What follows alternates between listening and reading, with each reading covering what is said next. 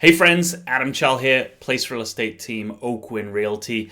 Happy 2024, we're already in January, this is the first week of January. I just wanted to take a quick second to say Happy New Year.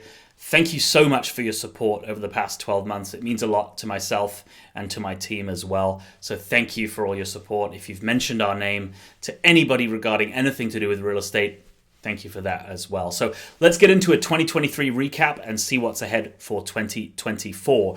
So last year, Fraser Valley, 14,713 sales. Greater Vancouver, 26,249 sales. Both numbers almost identically below the 10-year average, so 23% below what we're used to over a 10-year average of transactions. Obviously, interest rates, huge factor to do with that. Second factor as well, I believe, is the COVID transactions, the people looking for bigger houses to move out of town, to move out of Vancouver, for that matter, up to Kelowna, Kamloops. Those transactions, they've already completed. If you had to sell your house for funds for your business, all those people have already made those decisions. So that's kind of out of the way too. So 23% below what was expected, or is the 10-year average. In terms of prices, I'll put both links to reports for the Fraser Valley and Greater Vancouver below. Average prices of everything, every property type, are up 5% year over year, believe it or not. So quite interesting reports coming out, and obviously those figures are true.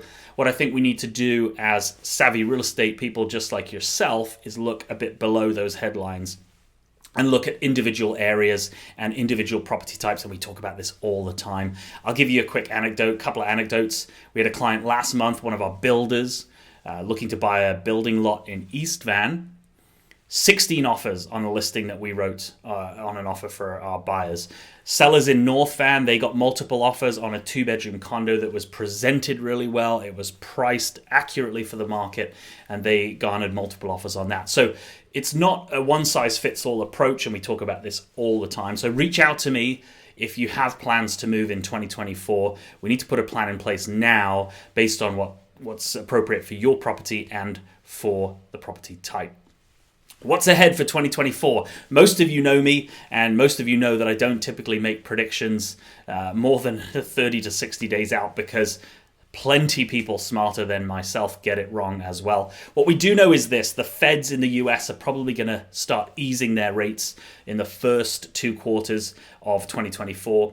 Canadian government has suggested that our rates will start to ease a little bit in the mid to late 2024. We're actually, in the last few weeks, we've seen banks, because of the bond rate, we've seen banks start to ease a few of their 5-year rates as well. So we'll see what happens in terms of activity when these rates do come down, if it's going to be enough of a cut to see buyers re-enter the market at the levels we've seen before.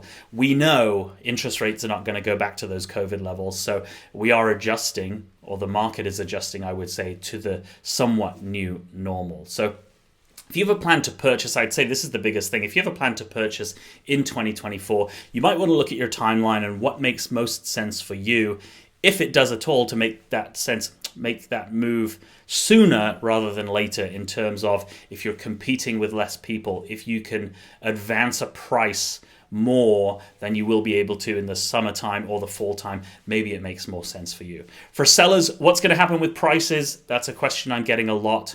What we don't know is if the demand uptick in the spring and the fall is going to be enough to get some sellers the price they want. So great question there. If you have any questions, reach out to me. Let's chat. 778-385-6141. You know where to find me.